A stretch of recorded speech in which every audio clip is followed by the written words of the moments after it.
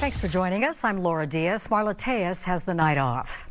We were cool and calm today, but our weather is about to take a major turn.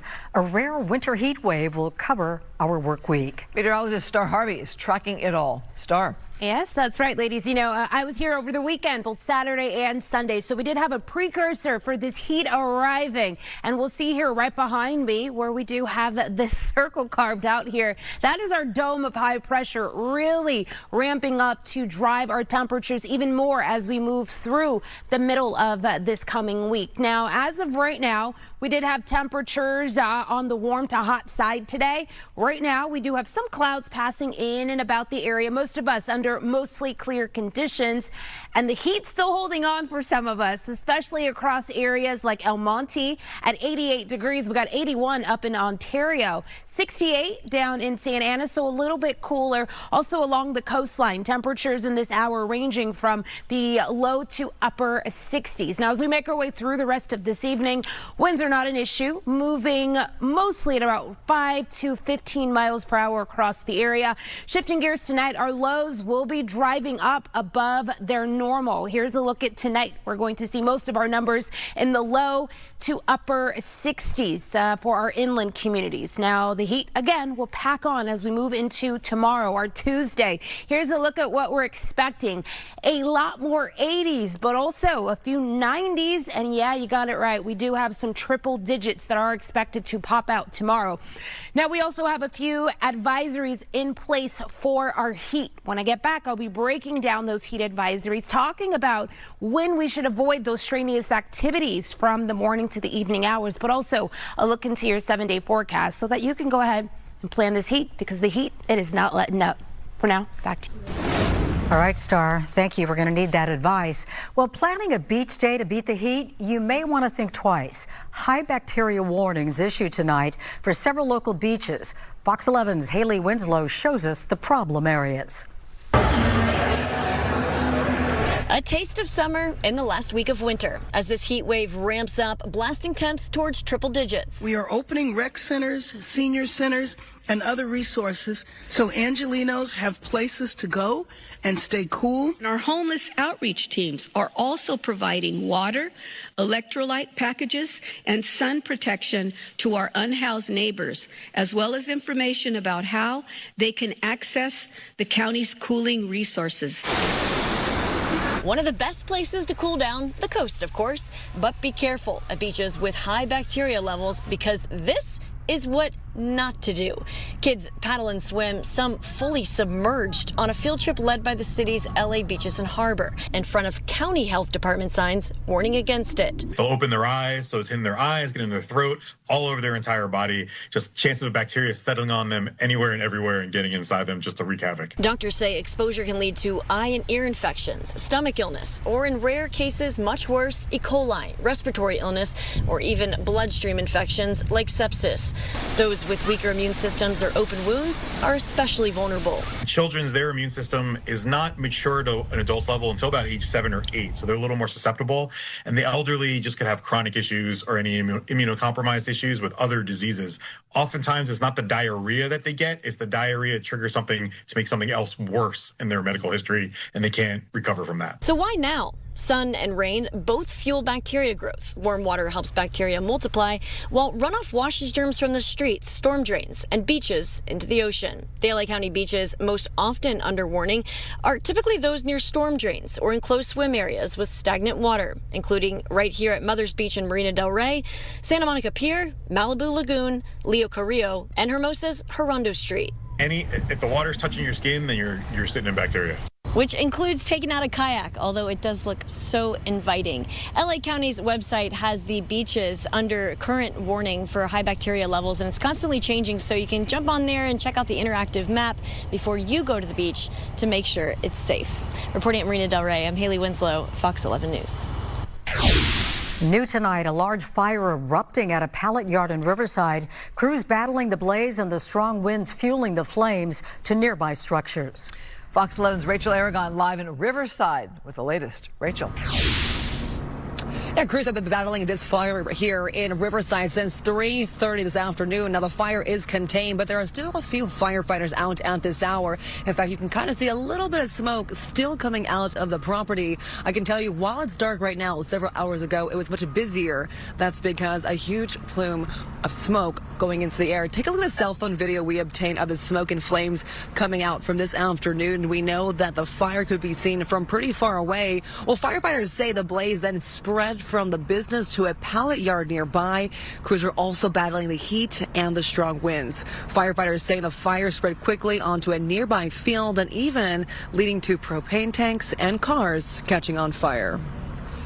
The conditions are very arduous for our firefighters, the prevailing winds, the high heat, but to speak specifically to those propane tanks, where the source of the original fire was, it did cause some additional vehicle fires in that adjacent area. On the camera, little. Well, early in the day, people nearby were forced to evacuate. One firefighter we know was injured. Fortunately, we know the fire is contained. But back here live at Riverside, I don't know if you guys can tell or not, but the smoke is still moving a bit because of the winds that we're still feeling out here in the city of Riverside. Again, it's very noticeable, at least where we're standing, the strong winds. Fortunately, like we mentioned, the only injury that we know of is that one firefighter who we did see getting taken away in the ambulance. All things considered, he looked okay. But again, this fire, fortunately, is contained. As for the cause of this fire, of course, it's still under investigation and unknown at this hour. But again, it could have been a lot worse out here in Riverside. I'll send it back to you guys in the studio. Rachel, let's talk about the conditions out there where you're all bracing for the heat. We're talking about the heat. How's it feeling out there tonight? Right now, it feels pretty good, but I can tell you, though, earlier it was much hotter and drier at that, but those strong winds you can really feel. I was told the winds out here in Riverside earlier were around 20 miles per hour, so it just gives you an idea what those crews were dealing with. You know, Rachel, you somewhat alluded to it. It seems as though they really kind of ducked a bullet out there because you have this highly combustible material, and then you've got the heat and the winds. It seems like it could have been absolutely devastating. It really could have, as you mentioned, Laura, because the propane tanks that caught on fire as well as those cars. That's why we saw those extra fire and plumes of smoke. It really could have been a lot worse. But fortunately, like we said, it was just that one firefighter who was injured. And getting a view of him from earlier, he seems like he's going to be okay. Again, all things considered. All right, Rachel Aragon, thank you for the update. That fire we first had for you at 5 o'clock and now the update. We are learning new details after an arrest was made after a shooting on the pier in Santa Monica. We said the gunfire erupted around 9 last night after a large brawl. Let's go to Fox 11's Ed Lascos in Santa Monica with the very latest on this story. Ed? And Laura, the very latest, police have made an arrest. A strange twist in all of that after the gunfire that turns the world-famous Santa Monica Pier into an active crime scene. Joe, take us right into the story, will you? There is the pier all lit up on this Monday night. Sure looks pretty, huh? Busy here, and why not? It's very mild along the coast. Nothing like that heat wave you're all battling, dealing with further inland. And as Joe gives us a look, that red neon sign, it says Playland Arcade. That is the spot right in front of the arcade where there is a big fight, a big brawl last night around this time, and that's where the gunfire hits. Think about it. Inside the arcade, you've got the video games, the video shooting galleries, all fun and games until it turns deadly serious. To the video we go. Check it. Reports of shots fired on the pier send Santa Monica police rushing in here, lights and sirens. They run up onto the pier, in the middle of the pier there. They break up that brawl, and then we find out there is gunfire and 2 victims hit. The first victim, police telling us now, was not the intended victim. She was a woman who was walking by the crowd, a passerby. She is hit by gunfire in the arm, not a serious injury. And then the second victim, and here's that crazy twist I was telling you about. The second victim, police say, turns out to be the suspected shooter himself. Yeah, it appears, police say, that the gunman accidentally may have shot himself, a grazed wound. They find him in the ER being treated for that injury. They place him under arrest. He's a teenager from Rialto. But imagine, crowded pier, you've got gunfire, 4 or 5 shots, witnesses telling us. It sent panic on the pier, running in every direction. Folks just trying to get away from the gunfire, scared, some, as the witness says, running for their very lives. Listen to this. He was just here, bop, bop, bop, bop, bop, bop. And just everyone took off running, and people were almost trampling each other and whatnot. It was that crazy. Yeah, it was crazy. Yeah, someone came, when he was running, someone came the other direction, hit him, and they went rolling. But they ran and hid in some buildings. Santa Monica Pier. Yeah, it was a little crazy. those people running for their lives, like panic. It was a real thing. It was a real shooting, but people weren't taking any chances. I'll tell you that much. They were taking off. They're really, I never seen a panic with that many people running. It was crazy. Crazy, he says. Now you're looking live at the pier. It's a lot quieter on this night. Police have been around with some of their patrols, making sure it stays that way. More on the suspected shooter. Police say he is 18 years old from Rialto. He is due in court first thing in the morning, and I know, ladies, you're going to ask me about that big brawl, the big fight here. Police still looking into it, still investigating. They don't know what triggered it, what triggered the gunfire, but everybody here, especially some of the vendors on the pier, saying we are just lucky it was not more serious. Could have been, well, you can imagine what could have been. Crowded pier, and you've got somebody firing gunshots, 4 or 5 shots. Yeah, very good point, Ed. And you know, we've all covered stories on the pier where there have been gunshots. This is an area where families gravitate.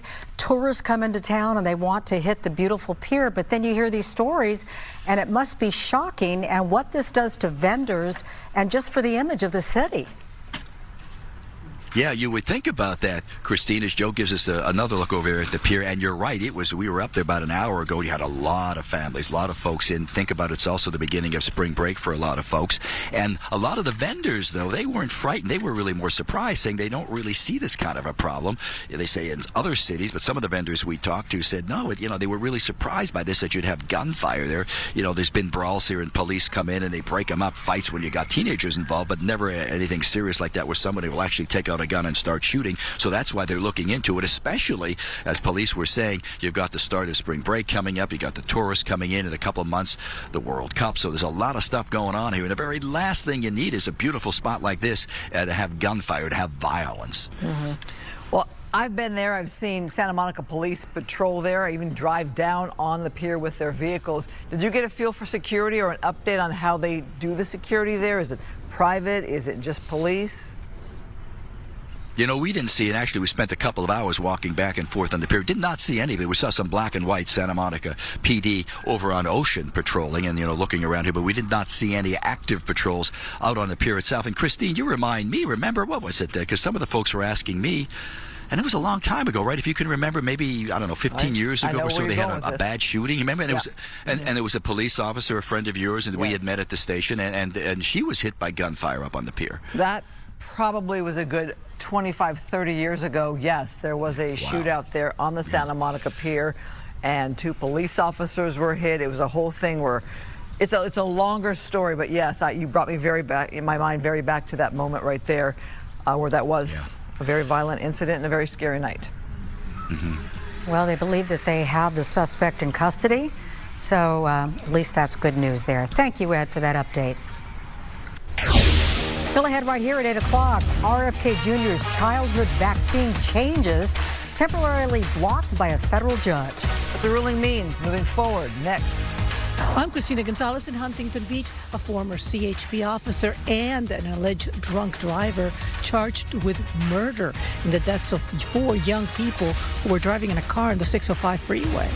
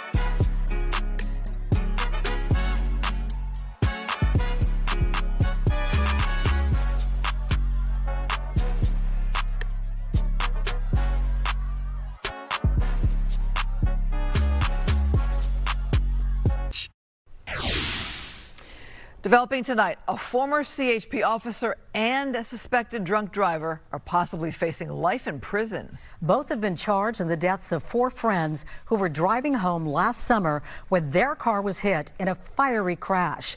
Fox 11's Christina Gonzalez reports. The appropriate charge in this case is the most serious charge we can bring, that of murder. Murder in the second degree. Against a now former CHP officer and a suspected drunk driver in the crash that killed 4 young people last July on the 605 freeway. Juliana Hamori, Armand Del Campo, Jordan Partridge, and Samantha Skusilik. They were in a Nissan that was struck from behind by former CHP officer Angelo Rodriguez, who, according to the DA, he is driving at over 130 miles an hour. He is driving without his lights or siren on and without justification to be driving at that speed. The officer allegedly pulled over. He's sitting there for 3 minutes. He doesn't go ahead and radio in the accident that just occurred. He takes absolutely no steps during those 3 minutes to deal with the disabled Nissan that he has just crashed into. The kids were still alive, texting and calling family members, says the aunt of victim Julie Hamori. Letting you know we got in a collision on the 605 South, and his second text is, "Don't panic, we're okay, waiting for police." Jordan Partridge on the left of this photo was talking on the phone. And said, "Yeah, they told us to sit tight." The phone line suddenly cut off when, according to the DA, another car driven by Iris Salmaran was driving at over 110 miles an hour.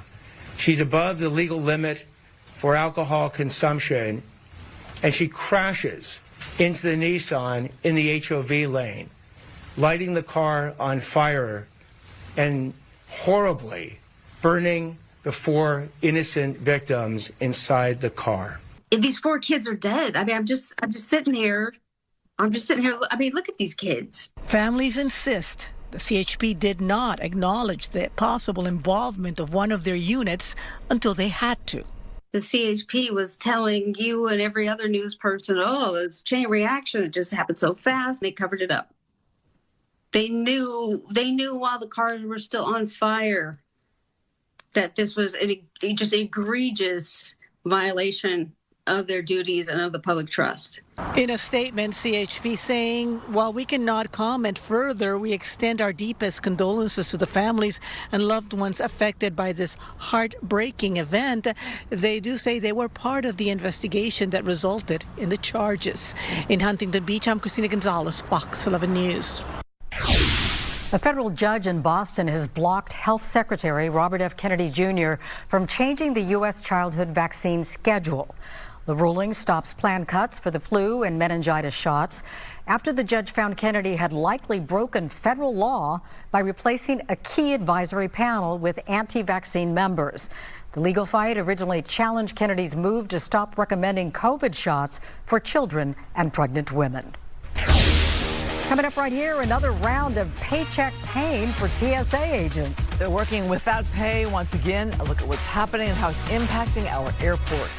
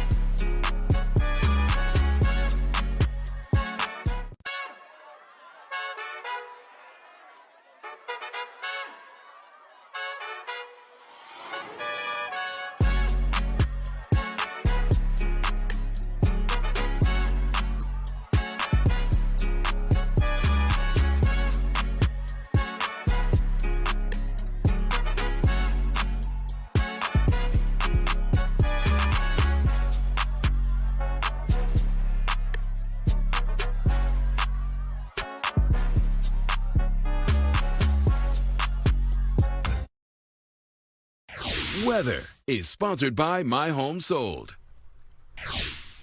Enjoy the mild tonight. Dayside, it's going to be hot yet again. Star Harvey with the forecast.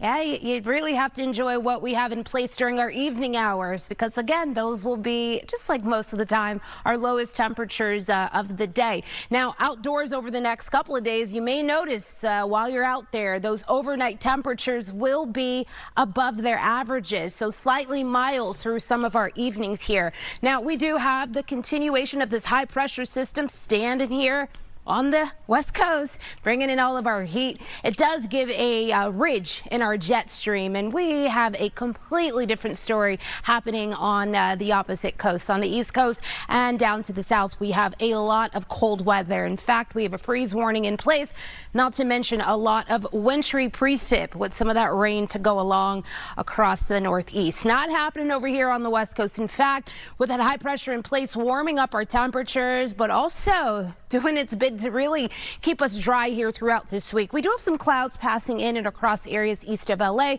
but for the most part, gorgeous and still mild conditions as we move past this 8 o'clock hour here. Now, we do have our heat advisory in place.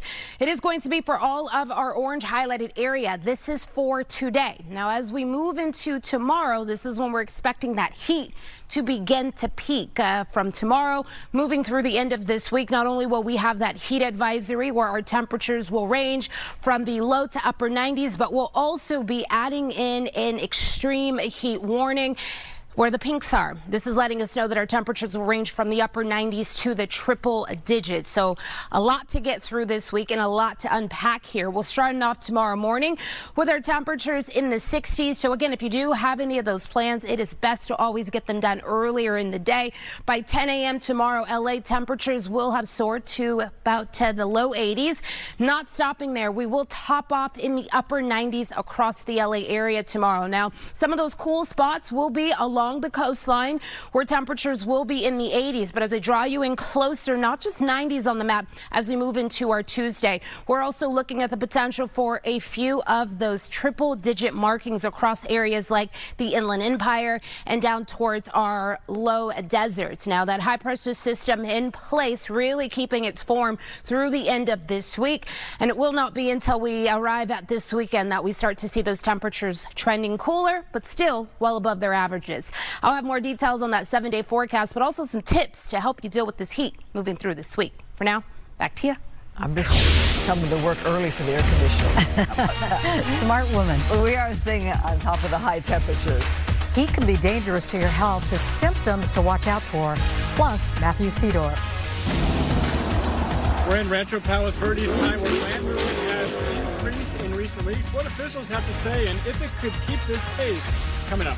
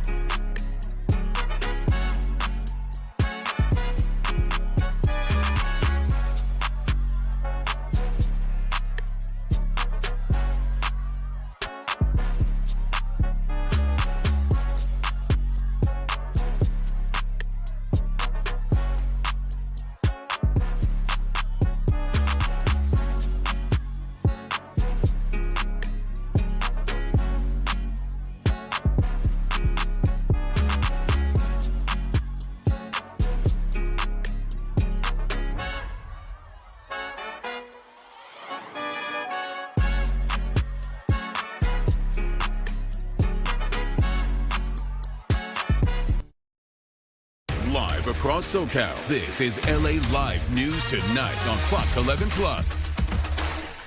Community on edge tonight as officials keep a close eye on new land movement in Rancho Palos Verdes. It's a problem plaguing the community for years now. So what's being done to keep residents safe?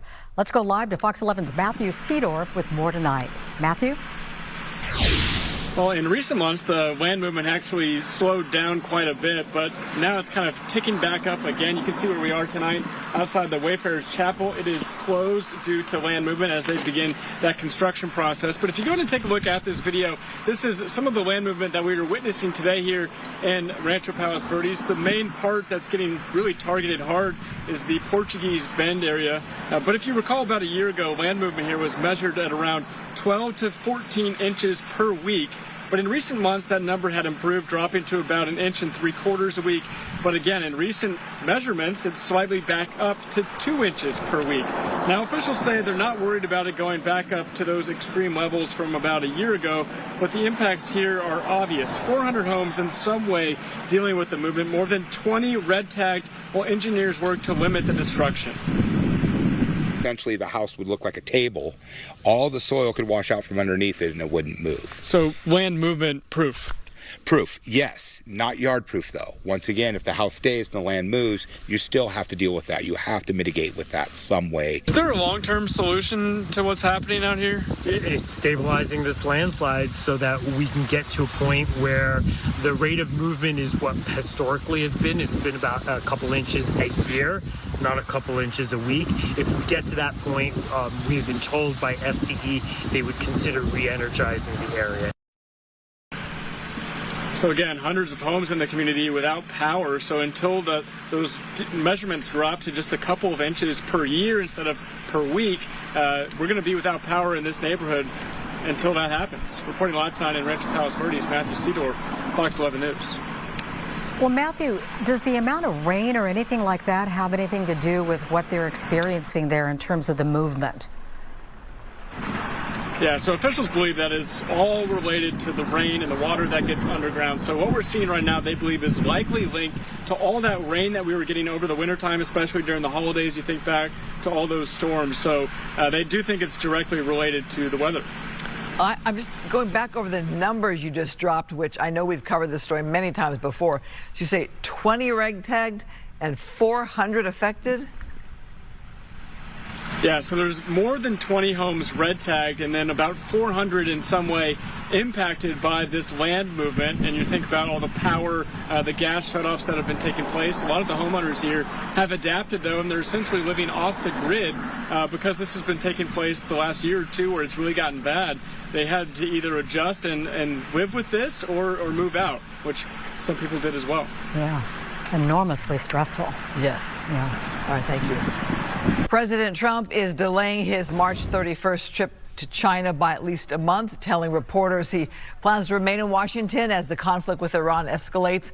While Beijing condemns the U.S. and Israeli strikes as illegal, it is joining President Trump's call to protect critical oil shipping routes in the Strait of Hormuz. On the ground, the region remains under fire. Dubai's airport temporarily halting flights after a drone attack while new strikes hit Tehran. The total death toll surpassed 2,000 people so far, including those 13 U.S. service members. The war in the Middle East is hitting Southern California. Drivers at the pump. Oil exports from the region have plummeted by more than 60%, sending gas prices climbing to their highest level since October of 2023. Here in LA County, a gallon of regular is now averaging $5.60. In Orange County, the average has hit $5.56. As the Middle East situation evolves, Fox is partnering with the Red Cross to support U.S. service members and their families. Right here is that QR code. You can support our troops by following that code on your screen. Your donation helps service to the armed forces as they meet their rapidly changing needs. Border Patrol Chief Greg Bovino is reportedly retiring at the end of the month. Bovino spent 30 years with Customs and Border Patrol. Most recently, he led major raids in cities like Minneapolis, Chicago, and you saw him here in Los Angeles. The 55-year-old was forced out of Minneapolis in January after the Border Patrol shooting of armed anti-ICE protester Alex Preddy. His departure comes shortly after the reassignment of DHS Secretary Kristi Noem, to whom Bovino had close ties. New right here at 8 o'clock, TSA union leaders speak out on how the partial government shutdown is impacting agents now working without pay and the effect it's having on travelers headed off to spring break. Now, some passengers waiting several hours just to board their flights. Fox's Anna Eliopoulos reports. TSA union leaders and advocates speaking out on how the partial government shutdown is impacting both the professional and personal lives of TSA workers. Many are coping with eviction notices, vehicle repossessions, empty refrigerators, and overdrawn bank accounts. TSA agents are going without pay. This happening again after they already endured the longest government shutdown in history last fall. The financial consequences of this shutdown, damaged credit, missed payments, and lost housing will remain ever after the government reopens. About 300 TSA officers have quit and call-outs have doubled over the last month. Agents are being asked to get second jobs to pay their bills and make ends meet. They want this to end. They're ready to get back to some normalcy or some consistency within their lives. Due to the staffing shortages, wait times at airport security checkpoints are painfully long. Some passengers arriving up to 4 hours early to make their flights. But I didn't come 2 hours early. I'd missed my flight. Look at this line. We came about 4 hours early today. I just stopped and talked to one of the TSA managers and thanked them for their sacrifice and being here. I just think they've done a tremendous job, and everyone should cut them some slack and be very grateful. In some airports, passengers are donating gift cards to help out TSA employees who are showing up for work. Anna Eliopoulos, Fox News.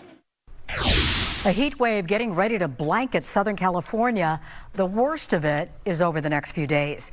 And so if you're out and about, it's important to keep your cool and to know the signs and symptoms of heat-related illnesses. Joining us now to talk about it, ER physician and Fox 11 medical contributor, Dr. Michael Daigneault. Thanks for being here. So you're saying this is a real thing? Yeah, I think this is a definite concern for a real public health concern this week. We have average temperatures expected to be 15 to 30 degrees higher. It's earlier in the season than usual. It's mid-March. Consecutive days in a row, Tuesday to Friday, possibly into the weekend. And the most important factor, I think, is people aren't ready for this. People aren't prepared, especially people that don't watch the news, people that don't have their air conditioner in, the elderly, our friends and neighbors that might not be aware of what's going on. And just to give our viewers some context, in the emergency room, on average, every year, we see approximately 120,000 heat-related illness visits a year nationally. So we're definitely expecting some this week. Now, doctor, what should people be on the lookout for? Because we live here in Southern California, we're used to sunshine, but when it crosses the line and now it's a danger, people need to know. You mean symptoms, right? Yes. Right. So there's like the way we think about it is the early signs, and then when it's too late. So some of the early signs, as we have up on the screen, the heavy sweating. So you start losing a lot of fluid, and most importantly, you lose electrolytes, sodium, potassium, and that contributes to muscle cramps. You may feel dizzy or lightheadedness because you've again lost that critical volume of water. The fatigue and the nausea, that's your body telling you you need to drink more water. And this is all when your temperature is less than 104. So at this point, as we'll talk about later, you can do things to mitigate this early signs to prevent it from becoming actual heat stroke. But here's my question for you. When do you know you need to actually come into the ER to see someone like yourself? Right. So if the temperature is over 104, your internal thermometer, the computer that regulates our temperature, is cooked. Literally after 104. And so the primary thing we see is usually people come in, they're confused, they're altered, they may have fainted because they've really lost too much water and they can't maintain level of consciousness. And as I mentioned, it's that number of 104, and your body basically cannot regulate the heat and the temperature anymore. And that's why we see people, their skin, they're not sweating anymore because the body can't cool itself off. So the skin is actually hot and red. So by any of these signs, this is when you need to come to the ER, and we need to emergency measures to control your temperature. Before you get to the ER, though, what are just some simple things that we can do at home to try to regulate? Well, number one, you got to get out of the heat immediately, and that's try to seek out area with air conditioning. Find a way to cool yourself off. You don't want to chug water. You want to sip it, especially if you can get some fluid that has electrolytes. Pedialyte is a good one that you can get from CVS or any of the local pharmacy. This is something critical for people at home that we would do in the ER that I want to share with viewers. So there's high blood flow areas in the body, and so that's the neck, the armpits, and the groin, and that's where you want to put the cold packs or wet towels if you don't have cold packs, and that will help rapidly cool the body's temperature. And that's something that we do immediately in the ER. And then also try to take a cool shower or use, like a spray bottle of water and a fan oscillating over the person that's overheated. That really works well. I mean, these are some of the things that we do immediately in the ER. I'm thinking of kids going to school or playing sporting events or practices that happen in the afternoon when it's really hot out. What kind of patients or people do you see that actually come to the hospital? It's a good point, because we always talk about the vulnerable, like the very young or the elderly, but for us, oftentimes it's the young and the healthy that think that it's not going to bother them and that they're going to be able to push through, and they're still doing the afternoon practices and they're still doing their physical activities in the middle of the day. So you really want to try to schedule that stuff for early morning or later in the evening, and just take this seriously. I would say that's the number one message for people is don't blow this off. It really is a danger. I know, Christine, you grew up in a hot weather climate. I did too. I grew up in the Santa Cruz Valley, and we would do 2-a-days, the football team, and then the cheerleaders, we would do the same thing. It was 100 degrees. Yeah. Like, you wouldn't do that today. No, and this week's going to be really interesting to see. Hopefully people have paid attention to the news and try to not do the 2-a-day, or at least try to mitigate the schedule and be prepared. Well, I know the city's opening up cooling centers. They talked about that. The mayor came out and did a news conference on that. I'm thinking, too, people that are unhoused and homeless. Right, where are you going to go? So cooling centers, public areas, like even if you can afford to go to the movies, go to the mall, do some shopping, anywhere that has some air conditioning, just to keep yourself out of the extreme heat for as long as possible. So I grew up in Arizona. We'd always go to the mall. Right, exactly. Around the mall for 8 hours. But then our malls here are open. Yeah. All good advice. Thank you. My pleasure. It, Yep, Happy winter. Coming up, we are checking in with meteorologist Scott Harvey. Yeah, some amazing details and tips there from the doctor. And I'm also going to be talking about these triple-digit temperatures headed this way. I have the details on when they arrive and when they are expected to let up. All that after this break.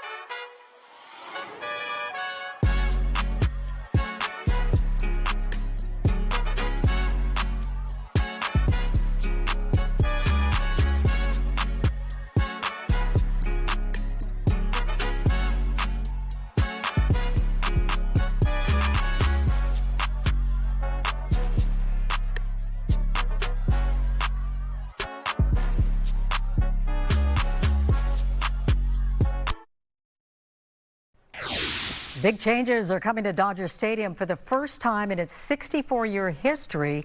The team has sold naming rights to the field.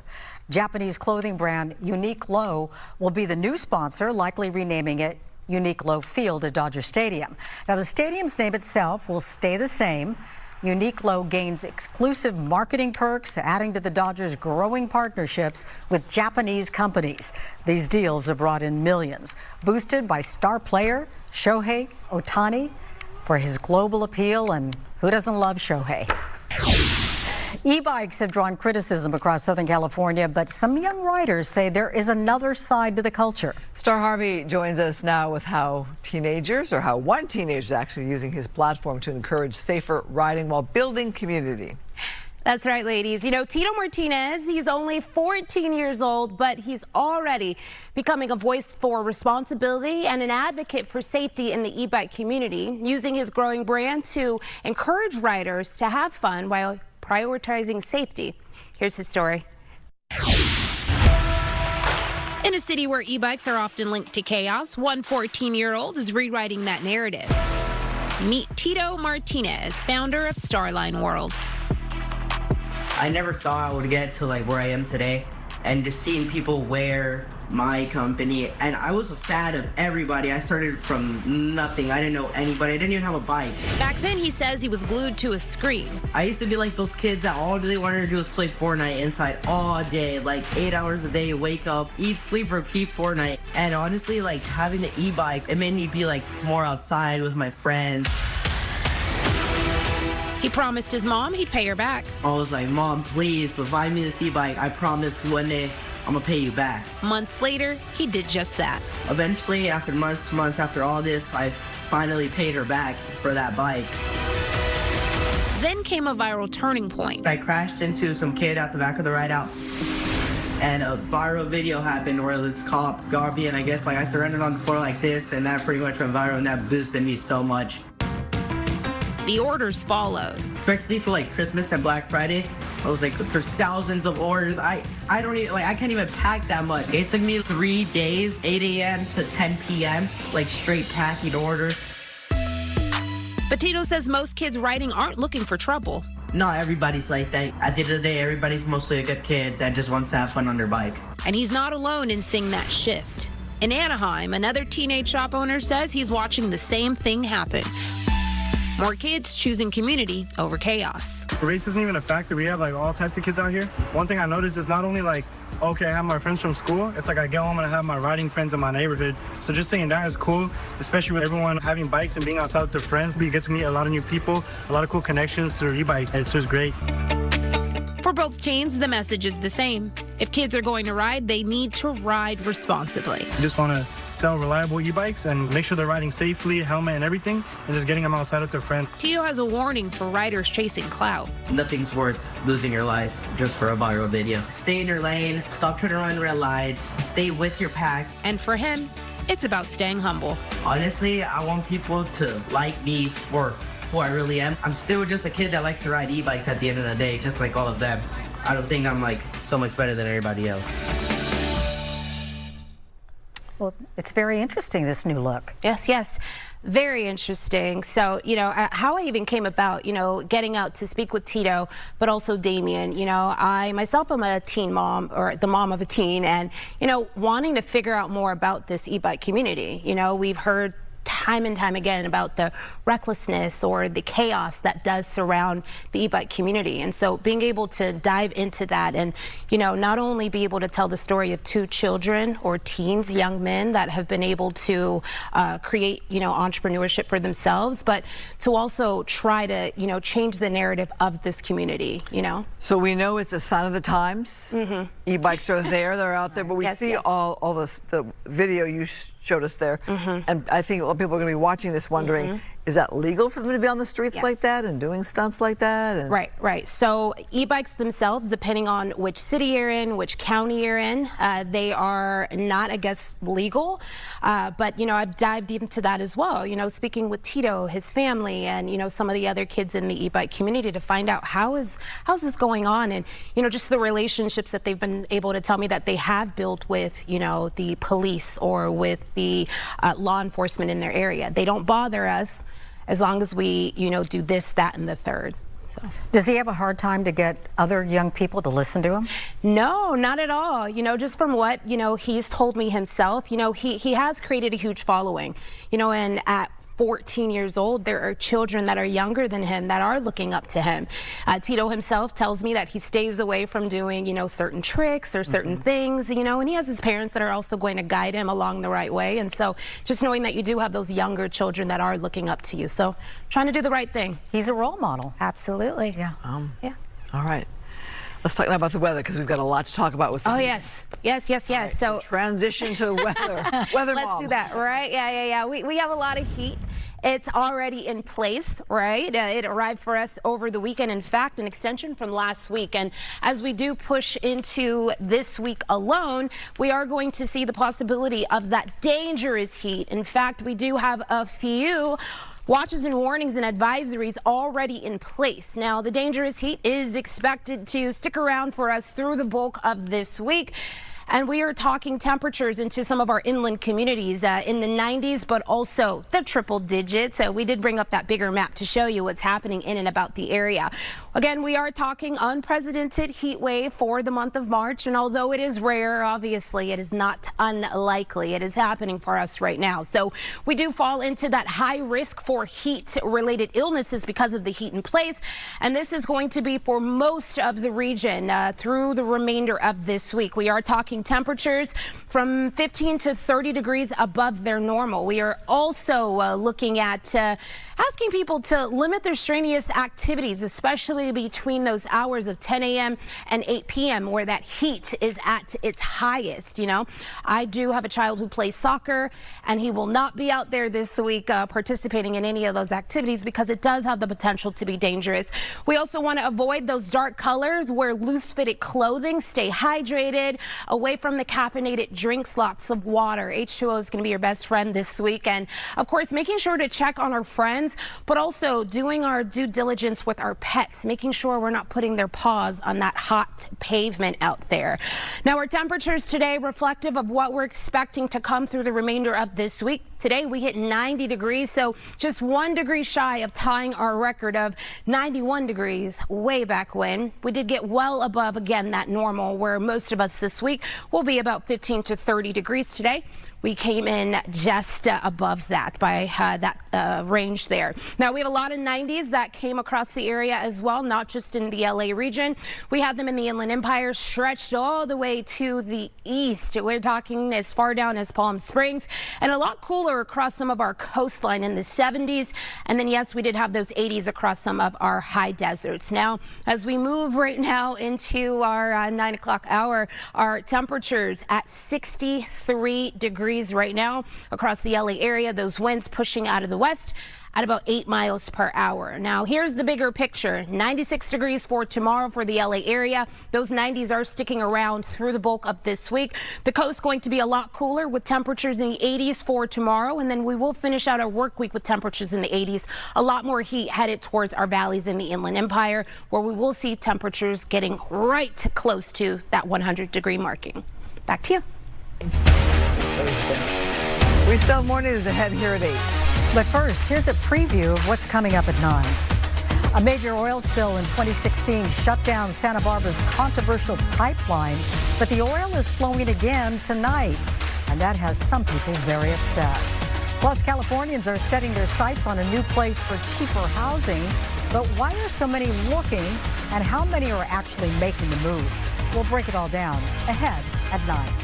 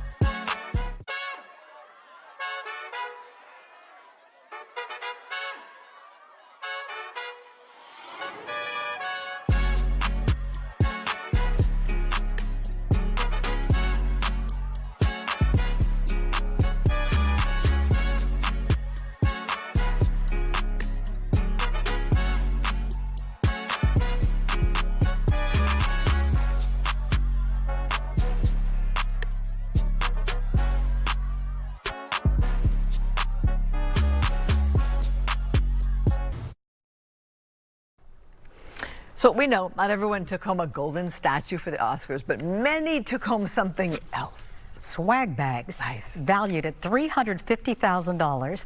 The bags included top-notch beauty and wellness products, vacations, gourmet goods, custom interior design services, and perhaps the most Hollywood gift of all. Get this, Christine, a fully customized prenuptial agreement from a divorce lawyer. Now, the bags were given to the 20 acting nominees, the 5 directors nominated, and this year's host, Conan O'Brien. You had to get a chuckle over that one, right? Yeah. Can I use this or re-gifting? I don't know. And swag stands for stuff we all get. Not all of us. Yeah, we use that loosely. They get. No, but anyway, we're not done yet. LA Live News Tonight continues at 9, right after the break. We'll see you then.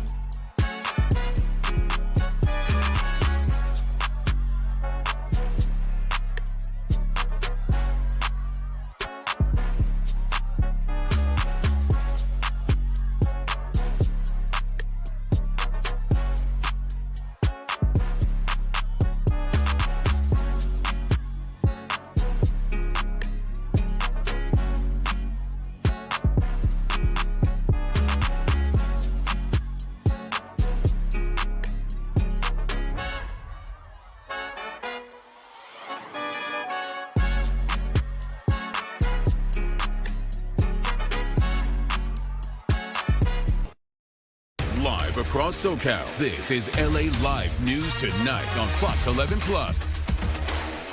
Now at 9, a massive fire tears through a pallet yard in Riverside with strong winds spreading the flames to nearby buildings. Plus, a chaotic night. Are we going to hear from Star?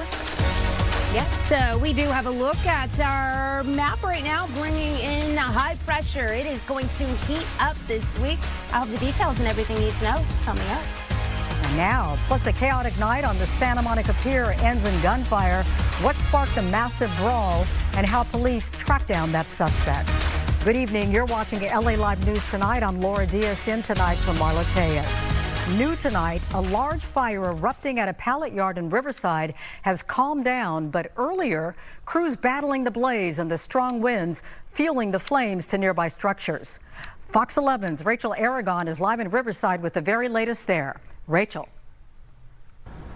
Yeah, crews responded to this structure fire in Riverside around 3:30 this afternoon. And while it is contained at this hour, crews are still out here right now putting out those hot spots. In fact, you can kind of see a little bit of smoke still going up there right now. And the wind still picking up here in Riverside and blowing that smoke off onto the right-hand side. This will happen around 3:30 in this industrial area near Main Street as well. A fire reported at a local business near Garner Road. Well, Riverside City Fire Department says when they arrived, they encountered flames spreading quickly through the property.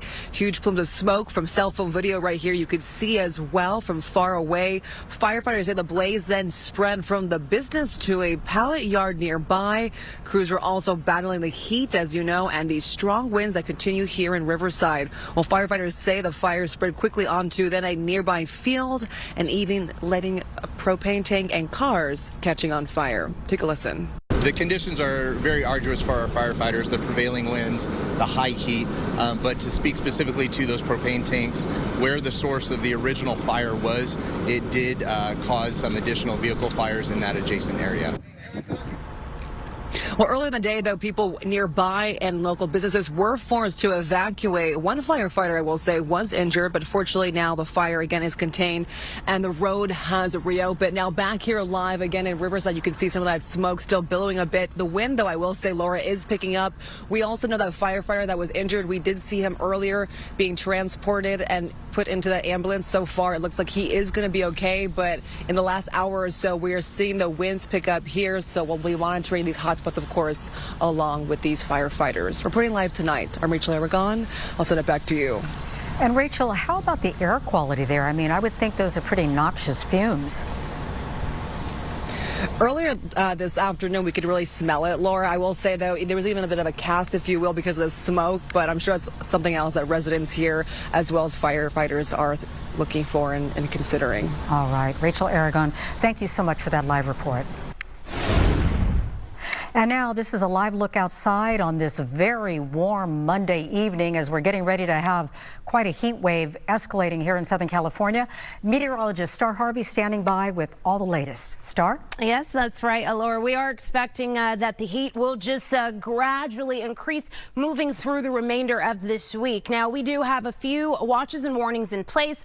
Right now, we are dealing with that heat advisory. It is going to be across all of our orange highlighted area here. So most of the region, this advisory will go ahead and lift to an extreme heat watch as we do, extreme heat warning as we do push through the remainder of this week for some of the area. Now we are continuing to watch a dome of high pressure circling our coastline here, and this is what is helping to drive those temperatures up. We do have that ridge in our jet stream. As of right now, we are under dry conditions out there. Still rather warm and mild across some of the area. We have a few clouds passing in and about some of the region, but otherwise temperatures still reflecting those mild conditions out there. 70s and 80s on the map. We're at 80 in Burbank, 86 degrees down in Anaheim, so a lot warmer across the area. We're at 77 in Oxnard, and Santa Monica a lot cooler, 62 degrees. Thousand Oaks coming in at 71. Winds right now sustained, moving at about 5 to 15 miles per hour. We do have winds kicking up slightly more across the San Bernardino region at about 17 miles per hour. As we shift gears to tonight, our lows will be above their normal for this time of the year. Usually we do have some of our inland communities in the 50s. We are going to be bringing it up to the 50s as well as the 60s, and we're not just talking low 60s. We'll have a few of those mid to upper 60s across the area as well. Here's a look at how tomorrow is going to feel out there.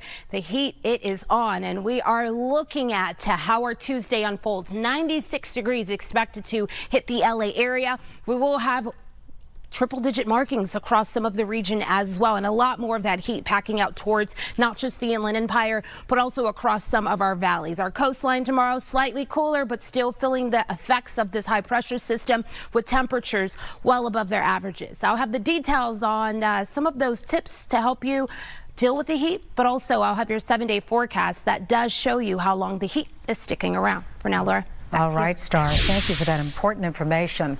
And we're learning new details after an arrest was made after a shooting on the pier in Santa Monica. Police say the gunfire erupted around 9 last night after a large brawl. Let's go live to Fox 11's Ed Lascos in Santa Monica with the very latest there. Ed? And Laura, we know police have made an arrest in this. It's a strange twist and all of that as we're learning a lot more now about the gunfire here that leads to panic on the pier. Joe, take us right into the story, will you? There it is. The Santa Monica Pier all lit up on this Monday night. Very mild here, and it's busy, and I say mild, along the coast as compared to the heat wave we're just been talking about there with Star. In any event, though, Joe gives us a look at those red neon lights, the letters. See it? It says Playland Arcade. That is the very spot of the gunfire. Watch. Panic at the pier. He was just hearing pop, pop, pop, pop, pop, pop. And just everyone took off running, and people were almost trampling each other and whatnot. It was that crazy. Yeah, it was crazy, yeah. Crazy and scary as gunfire hits the world-famous Santa Monica Pier, sending the crowd running for their lives. There was people running for their lives, like panic. It was a real thing. It was a real shooting. It goes down here, just outside the Playland Arcade, with its video games, its shooting galleries, all fun and games until it turns deadly serious. Hear the gunfire?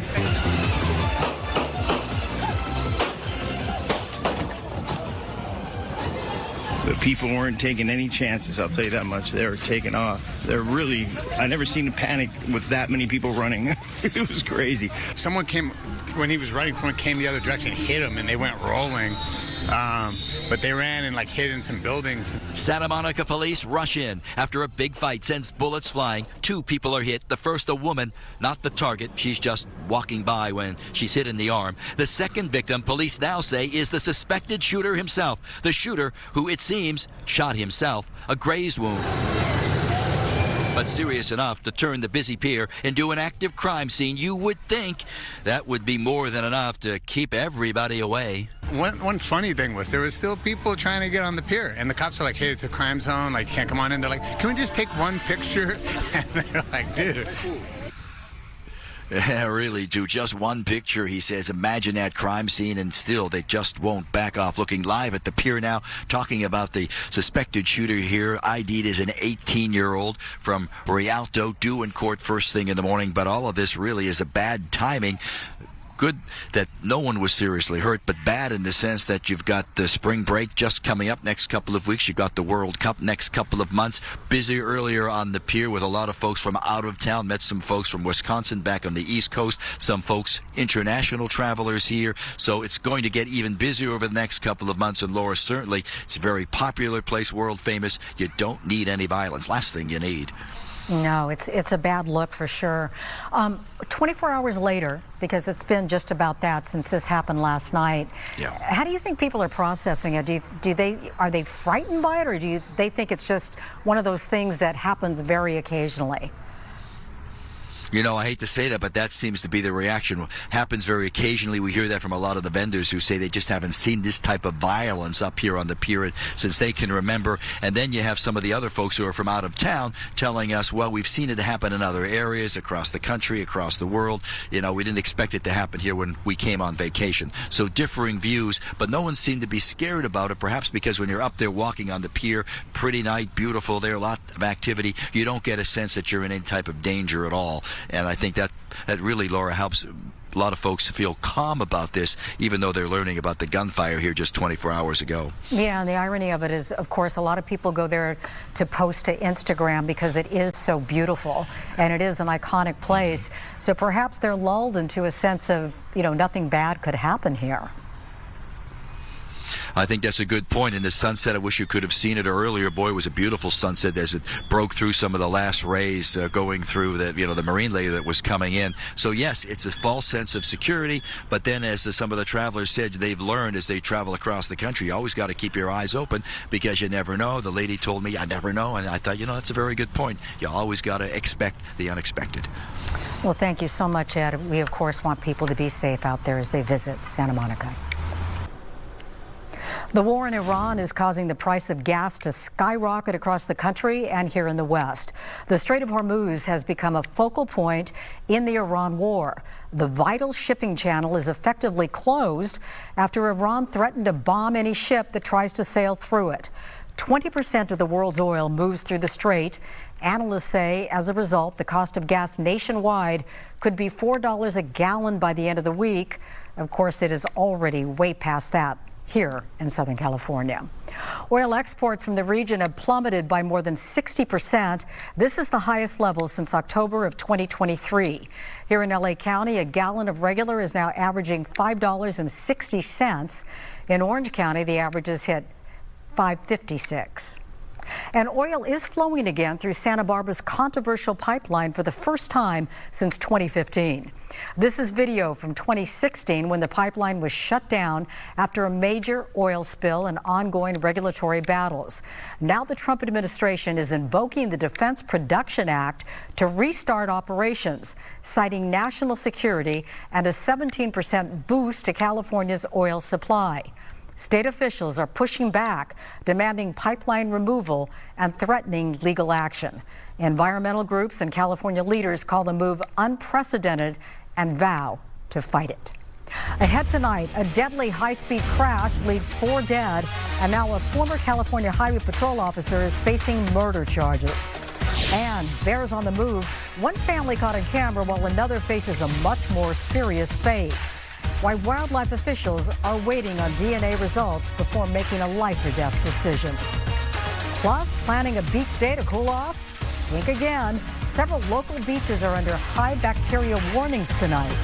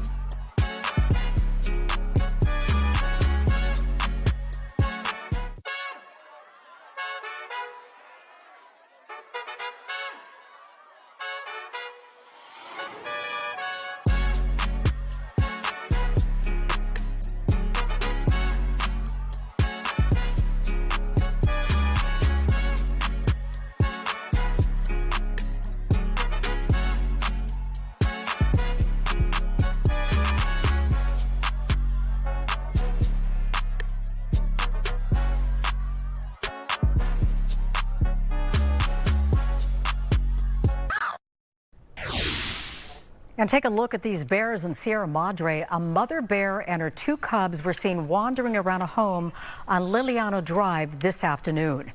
Now checking things out before heading back into the hills and out of sight.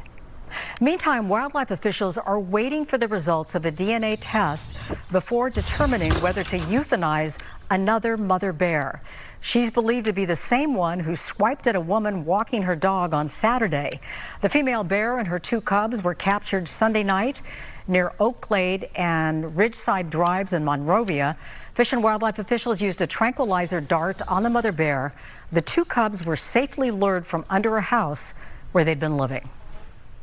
And planning a beach day to beat the heat? You may want to think twice. High bacteria warnings issued tonight for several local beaches. Fox 11's Haley Winslow reports. A taste of summer in the last week of winter as this heat wave ramps up, blasting temps towards triple digits. We are opening rec centers, senior centers, and other resources so Angelinos have places to go and stay cool. And our homeless outreach teams are also providing water, electrolyte packages, and sun protection to our unhoused neighbors, as well as information about how they can access the county's cooling resources.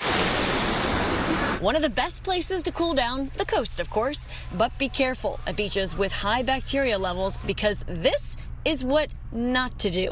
Kids paddle and swim, some fully submerged, on a field trip led by the city's LA beaches and harbor in front of county health department signs warning against it. They'll open their eyes, so it's hitting their eyes, getting in their throat, all over their entire body. Just chances of bacteria settling on them anywhere and everywhere and getting inside them just to wreak havoc. Doctors say exposure can lead to eye and ear infections, stomach illness, or in rare cases, much worse, E. coli, respiratory illness, or even bloodstream infections like sepsis. Those with weaker immune systems or open wounds are especially vulnerable. Children's, their immune system is not mature to an adult's level until about age 7 or 8, so they're a little more susceptible. And the elderly just could have chronic issues or any immunocompromised issues with other diseases.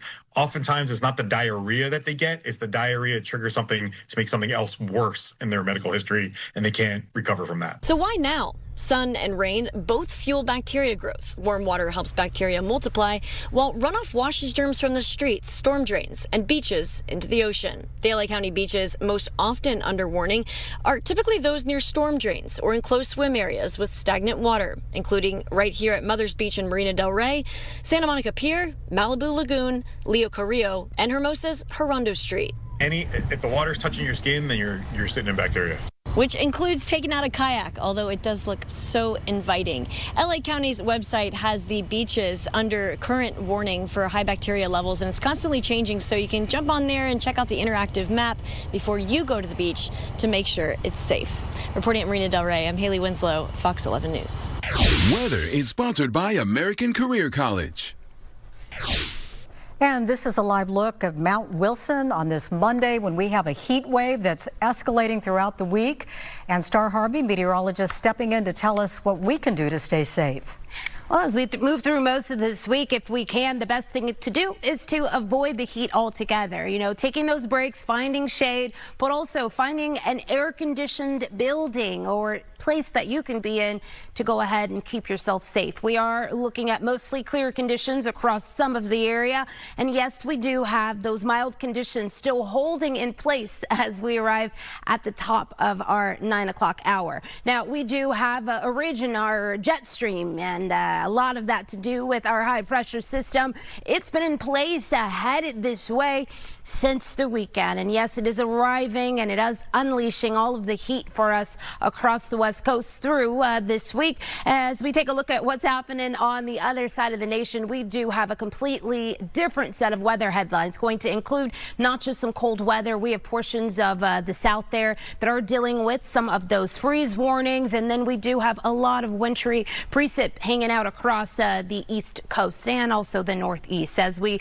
take a look at what's happening locally, dry conditions out there. The heat advisory does continue through the remainder of this evening. We are looking at a heat advisory across all of our orange area here, so most of our region included in this. Now, as we do push over into tomorrow, we are going to see that heat advisory go ahead and jump up to an extreme heat warning. This is going to indicate that we could potentially see our temperatures ranging from the 90s to the triple digits. And we do have these alerts in place through the remainder of this week. So from tomorrow through our Friday, before we really start to see those temperatures starting to trend cooler, but still very much above their normal for this time of the year. Now, we'll be starting tomorrow morning in the 60s.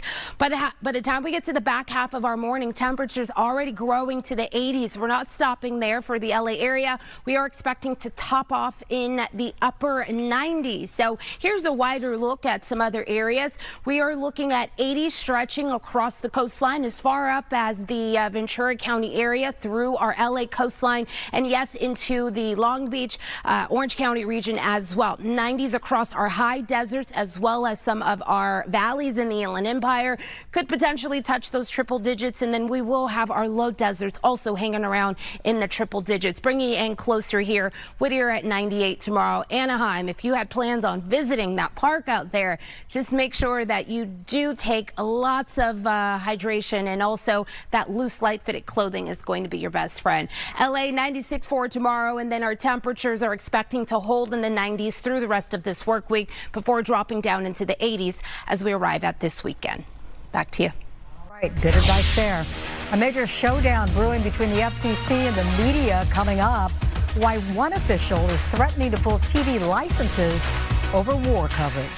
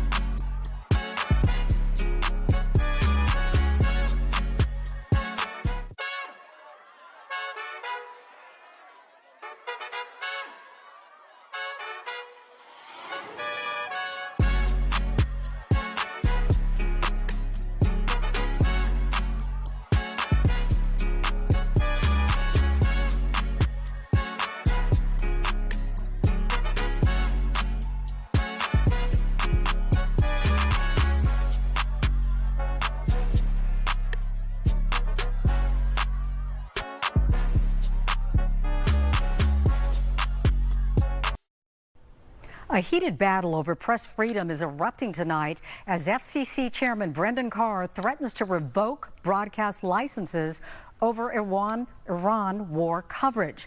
Carr, a Trump appointee, warned networks they must correct course on what he calls fake news and distortions or risk losing their rights to the airwaves. President Trump is fully backing the push, posting on Truth Social that certain media coverage of the conflict in Iran is knowingly fake, even suggesting some reports could be considered treason. But he's facing pushback from some lawmakers, even in his own party. Do not like the heavy hand of government, no matter who's wielding it. The federal government stay out of the private sector as much as possible. I think it's important that we hold broadcasters accountable to their public interest obligations, and that's what we're doing at the agency. Critics are denouncing the move as an unconstitutional attack on the First Amendment. However, legal analysts point out that Carr's threats may lack immediate teeth. Revoking a license is a lengthy legal process, and no major broadcast licenses are even up for renewal until 2028. Actor Sean Penn skipped the 98th Academy Awards last night to meet Ukraine's President Volodymyr Zelensky. Zelensky sharing this photo on Z, calling Penn a true friend of Ukraine. Penn won his third Oscar last night for Best Supporting Actor in one battle after another. Last year's winner, Kieran Culkin, accepted the award on Penn's behalf. Hollywood actors and studios are at odds over a new contract. SAG-AFTRA, representing performers and broadcasters, is negotiating with major studios as their current deal ends in June. This is video from 2023 when the union went on strike for nearly 5 months. Talks have been productive but unresolved. Key issues include controlling artificial intelligence use, health and retirement benefits, and streaming residuals. Negotiations will resume next month. Disney is getting a new leader. Josh D'Amaro becomes CEO on Wednesday, replacing Bob Iger. He's stepping in as Disney plans a $60 billion investment in its parks and doubles its cruise fleet over 5 years. D'Amaro, a company insider, has spent 6 years managing Disney's parks, cruises, and consumer products. His big challenge? Boosting shareholder value after Disney's stock dropped nearly 50% in 5 years. Coming up, we're in Rancho Palos Verdes tonight, where officials say land movement is picking up. What they say could be causing it right after this.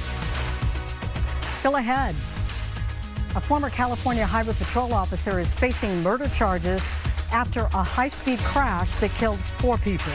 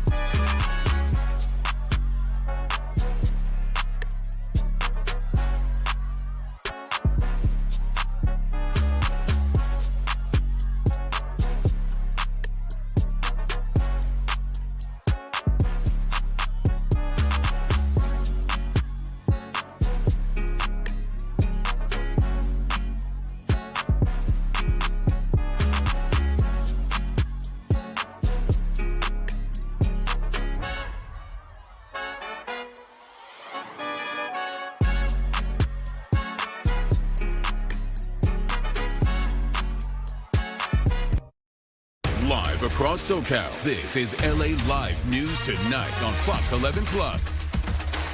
A community on edge tonight as officials keep a close eye on new land movement in Rancho Palos Verdes. It's a problem plaguing the community for years now. So what's being done to keep residents safe? Let's go live to Fox 11's Matthew Seedorf with more. Matthew? Well, Laura, the land movement had slowed down in recent months, but right now it's picking back up again. And this is kind of ground zero at Portuguese Bend.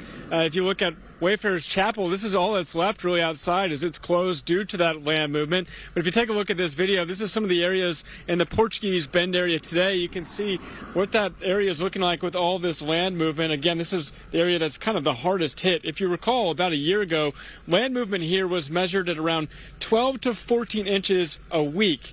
But in recent months, that number had improved, dropping to about 1 3/4 inches a week. But in the most recent measurement, it's slightly up again, now to 2 inches a week. Now, officials say they're not worried about it going back up to those extreme levels from about a year ago, but the impacts here are obvious. 400 homes in some way dealing with the movement. More than 20 are red tagged while engineers work to limit the destruction. Essentially, the house would look like a table. All the soil could wash out from underneath it and it wouldn't move. So land movement proof? Proof, yes. Not yard proof, though. Once again, if the house stays and the land moves, you still have to deal with that. You have to mitigate with that some way. Is there a long-term solution to what's happening out here? It's stabilizing this landslide so that we can get to a point where the rate of movement is what historically has been. It's been about a couple inches a year, not a couple inches a week. If we get to that point, we have been told by FCE they would consider re-energizing the area. So for now, more than a year, hundreds of homes here have been without power and without gas. So they've kind of gone off the grid, so to speak. The residents here resilient, trying to stay here regardless. But until that land movement decreases to a couple of inches per year instead of per week, it sounds like they're going to be without power and water. Reporting live tonight, Matthew Seedorf, Fox 11 News. Matthew, these people must be at their wits' end. I mean, how long can you live like this? And is there a way for them to be able to resume living as they were accustomed to? Yeah, I mean, I think they've adapted the best they can. A lot of them have the solar panels and they have propane tanks. So, you know, they're kind of living like that. They're resourceful. But obviously, this is not normal from what they were experiencing just a few years ago. But as of now, this is their new normal. And of the people you spoke out there today, they intend to just continue living there and they're not concerned about their safety? Well, there are a few people in town that have definitely left. We saw quite a few abandoned homes, but there's others, their neighbors right next door to the ones that have left that are still there, and they're fighting through it. So it seems like quite a few, maybe the majority, are staying put. All right. Matthew Seedorf, thank you so much for that update. And developing tonight, a former CHP officer and a suspected drunk driver are possibly facing life in prison. Both have been charged in the deaths of 4 friends who were driving home last summer when their car was hit in a fiery crash. Fox 11's Christina Gonzalez reports. The appropriate charge in this case is the most serious charge we can bring, that of murder. Murder in the second degree. Against a now former CHP officer and a suspected drunk driver in the crash that killed 4 young people last July on the 605 freeway. Juliana Hamori, Armand Del Campo, Jordan Partridge, and Samantha Skusilik. They were in a Nissan that was struck from behind by former CHP officer Angelo Rodriguez, who, according to the DA, he is driving at over 130 miles an hour. He is driving without his lights or siren on and without justification to be driving at that speed. The officer allegedly pulled over. He's sitting there for 3 minutes. He doesn't go ahead and radio in the accident that just occurred. He takes absolutely no steps during those 3 minutes to deal with the disabled Nissan that he has just crashed into. The kids were still alive, texting and calling family members, says the aunt of victim Julie Hamori. Letting you know we got in a collision on the 605 South, and his second text is, "Don't panic, we're okay, waiting for police." Jordan Partridge, on the left of this photo, was talking on the phone. And said, "Yeah, they told us to sit tight." The phone line suddenly cut off when, according to the DA, another car driven by Iris Samaran was driving at over 110 miles an hour. She's above the legal limit for alcohol consumption, and she crashes into the Nissan in the HOV lane, lighting the car on fire and horribly burning the 4 innocent victims inside the car. These 4 kids are dead. I mean, I'm just sitting here. I mean, look at these kids. Families insist the CHP did not acknowledge the possible involvement of one of their units until they had to. The CHP was telling you and every other news person, oh, it's chain reaction. It just happened so fast. They covered it up. They knew while the cars were still on fire that this was just egregious violation of their duties and of the public trust. In a statement, CHP saying, while we cannot comment further, we extend our deepest condolences to the families and loved ones affected by this heartbreaking event. They do say they were part of the investigation that resulted in the charges. In Huntington Beach, I'm Christina Gonzalez, Fox 11 News. And big news for Dodger fans. Dodger Stadium's field is getting a new name. Now, for the first time in 64 years, the team has sold naming rights, and Japanese clothing brand Uniqlo will take over, likely renaming it Uniqlo Field at Dodger Stadium. The stadium name stays the same, but this deal highlights the Dodgers' growing ties with Japanese companies, fueled by Shohei Ohtani's worldwide popularity. And new at 9, actor and comedian Will Ferrell is named a community ambassador for the Los Angeles World Cup 2026.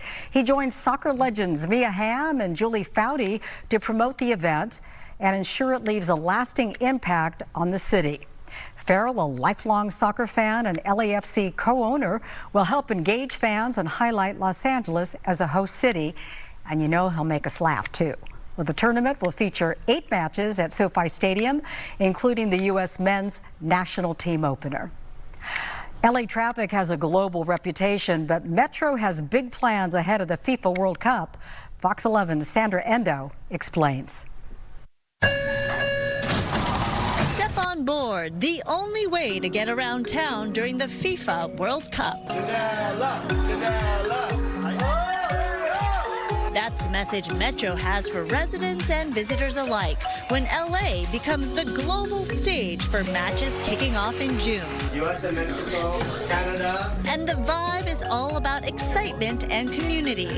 Metro is launching a campaign to make sure people know how to get around with 4 commercials, billboards, and messaging so you can plan and prepare for the world's largest single sport tournament that happens only every 4 years. We're looking at carrying over 25,000 excited fans going to the game and coming back from the game, again, as safely, reliably, and as fast as possible. As the official transit provider for the Los Angeles World Cup, LA Metro is proud to host the world as they come to center stage here in Los Angeles. So in addition to our 1,600 buses that we run every day, we're going to be bringing in 300 additional buses to provide service on 9 different routes that come out of transit centers as well as park and ride lots.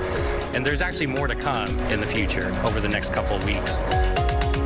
One of the things that we're really excited about is bringing the fact that we've got so many diverse communities here, so people can take transit and explore LA just like a local, but to all of the different countries that were represented throughout our neighborhoods in Los Angeles. We got to get around this town somehow. Ready to take Metro to go to the games, to go to the fan zones, whether they're official or just the community watch parties. We are going to be the best option to get around LA, avoid traffic, not get stuck in traffic congestion, and really enjoy. Metro is trying to shake that bad rap LA has for snarling traffic. The easiest solution to avoid that? Take mass transit. I think people forget that we're the 2nd largest transportation system in the United States. You can get where you need to go as quickly as you want, when you want to want. I love how soccer brings the community together. Honestly, I feel like I've made a home out of it, so I'm thankful for it a lot, and I feel like I just can't wait until everyone comes to the city. It's just part of my life. I started playing when I was 5, and I started playing, really young, and through that, I made so many friends and work, and everything's related to soccer. So, yeah, if there's no soccer, I don't know who I am, you know. Soccer is life, and the life of the party is coming right here to Los Angeles, right? Yeah, let's go! Sandra Endo, Fox 11 News. Sure looks like fun.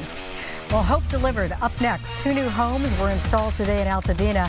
We'll show you how these high-tech houses are changing the game for disaster recovery. Plus, Californians are setting their sights on Reno for cheaper housing. But why are so many looking, and how many are actually making that move? We'll break it all down coming up. As we head through the rest of this week, we do have a few heat alerts in place. The heat is about to turn up. I'll have the details on how hot it is expected to get and how long the heat sticks around after this break.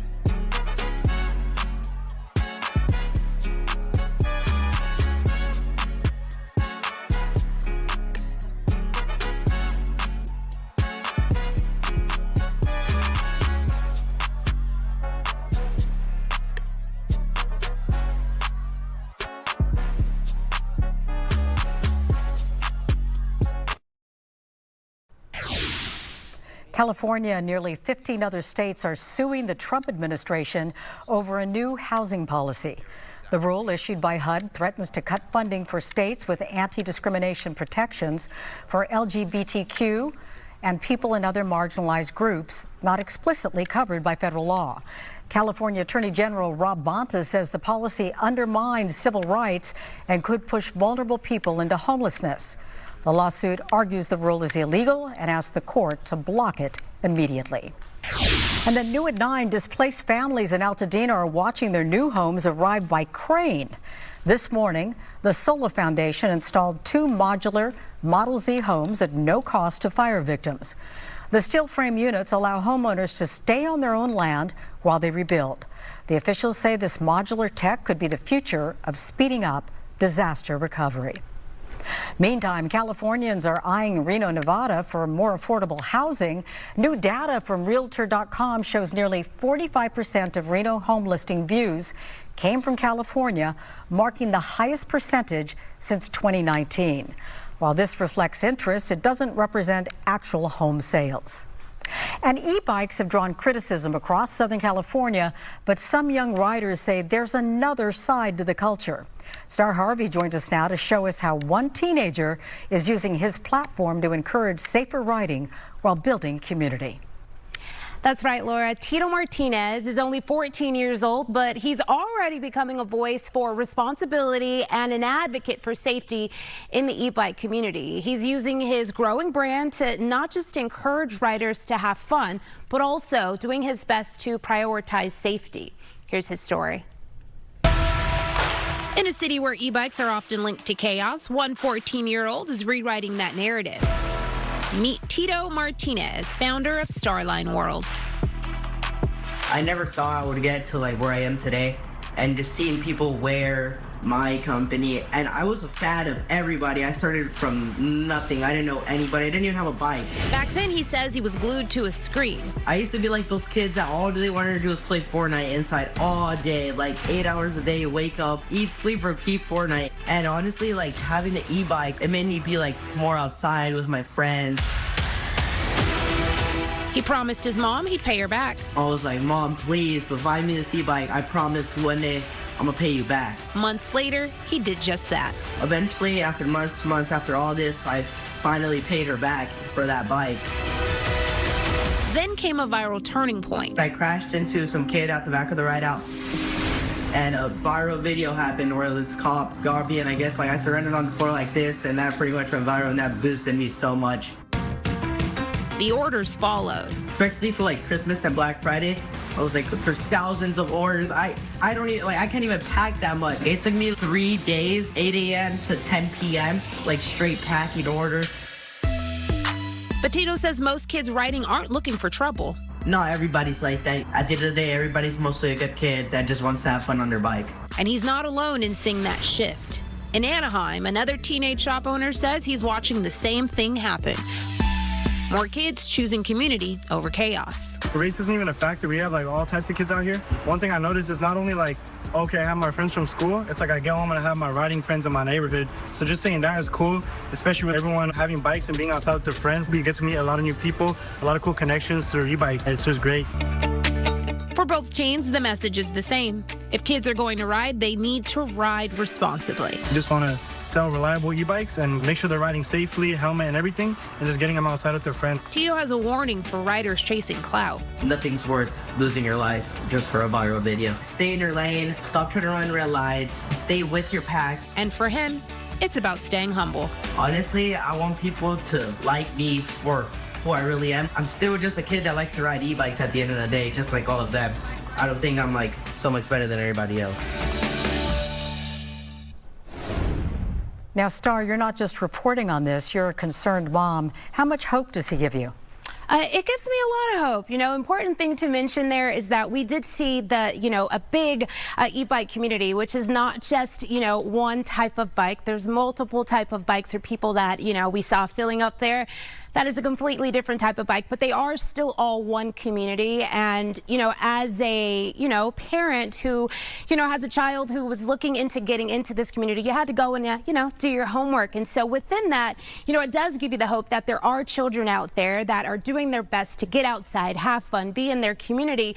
But also the safetiness, or the safety aspect of that, and how these kids are doing their best to go ahead, follow the rules the best that they can. And also a really good reminder is that not all of the e-bikes are illegal. There are ones that, the kids are riding that are according to the rules, and then there are the ones that, fit into that other category. So it does give me hope. It gives me hope to see the children out there doing their best to change the narrative, but also get out there and having fun. All right. Thank you for that perspective. And now we're going to talk about the weather, which is a big news story this week. Yes. We do have a lot of people that are going to be outdoors. And if you are going to be outdoors this week, just a reminder to do your best to take care of yourself, whether that is finding shade, drinking the water, but also being indoors and trying to stay away from the heat. We are expecting the heat to be in place through the remainder of this week. In fact, the outdoor temperatures are just turning up as we move into tomorrow. We are expecting to not just see some of those 90s on the map, but also those triple-digit markings come in as well. Now, while this heat is unprecedented for the month of March, rare heat wave, but it is not unlikely, which is why we are sitting right in the middle of it, right?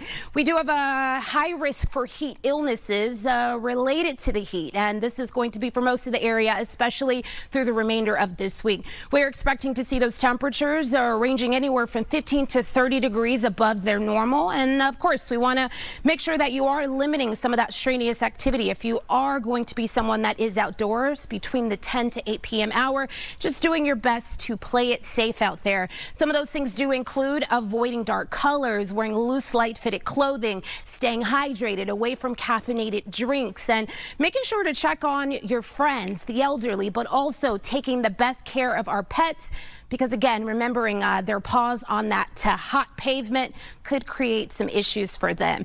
Now, our temperatures today reached 90 degrees across the downtown LA area. This did put us well above our normal and just 1 degree off from tying that record there. And we saw a lot of heat-filled places. Some of our cooler locations were out towards the Ventura County, Oxnard, Santa Barbara area, but also our immediate coastline and, of course, our mountains. We did see temperatures hanging around in the 60s, but also the 70s. We're in the 60s right now across the LA area. Winds pushing in out of the southwest just at 6 miles per hour. And as we shift gears into tonight, a reminder that some of us will still be on the mild side. Our average lows or normal lows for the LA area during this time of the year is in the 50s. We are going well above that. You'll see a lot of scattered 60s across the area, a few 50s in the mix as well, and we'll continue to see some of those 40s across not just our high deserts, but also our mountains. And then we do get to our 7-day forecast showing those 90s holding for tomorrow. In fact, through the remainder of this work week for the LA Inland Orange County area before dropping down into the 80s by the time we arrive at this weekend. And along the coast, temperatures going for the 80s tomorrow, and your cool down looks like it arrives for the weekend as well, with temperatures backing down into the 70s, the upper 70s, which is still above those normals. Back to you. All right, sounds good. Thank you. St. Patrick's Day is tomorrow and the celebrations are ramping up. But how many Americans actually have ties to Ireland? We've got the answer coming up next. And before we head to break, Dublin, Ireland is glowing with festive spirit for St. Patrick's Day. This is a live look from our Earth Cam. The view shows the city decked out in celebration. It's just before 5 in the morning there, so most people hitting the bars have gone to bed. But if you look close, you can see someone sleeping on the bench outside of the famous Temple Bar Pharmacy. Stay with us.